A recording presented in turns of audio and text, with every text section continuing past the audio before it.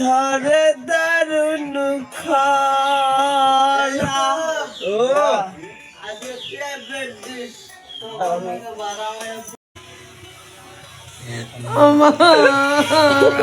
যাই হোক, আমি প্রতিদিনের মতন আপনাদের ব্লগ ভিডিও বানাই বা আপনাদের কাছে আমি আবারও চলে আসছি ব্লগ ভিডিও নিয়ে।